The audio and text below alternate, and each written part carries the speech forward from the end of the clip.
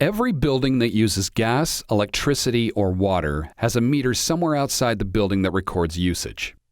Though some meters are now electronic, in many cases meter readers still visit these meters every month to collect their data. This job can be dangerous.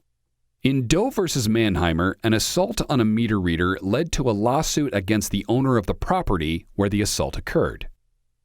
Jane Doe worked as a meter reader for Connecticut Light and Power Company.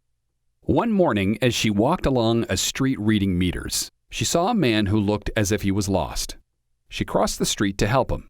He pulled out a gun and forced her across a vacant lot onto property owned by Seymour Manheimer.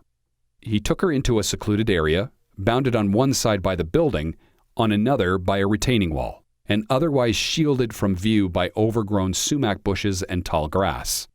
There he raped her for about 30 minutes. He then fled and was never identified or apprehended. Doe sued Manheimer for personal injuries sustained in the assault.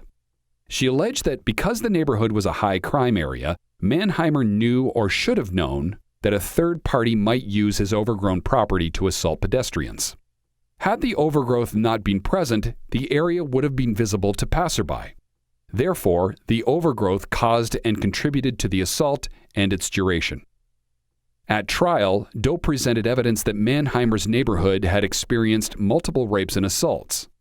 Manheimer's own 90-year-old mother had been bound, gagged, and robbed in the liquor store in front of his building. Prostitution and drug dealing were common, and homeless people frequented the area where the rape occurred. An environmental psychologist testified that the configuration of the property created a protected zone in which crimes could occur. A city official testified that Manheimer had been notified that the overgrowth violated the housing code and instructed to remove it. The trial jury found for Doe and awarded her damages. But the court set aside this verdict.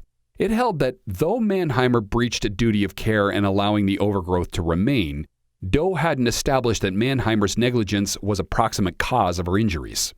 Doe appealed. The Connecticut Supreme Court transferred the case to itself.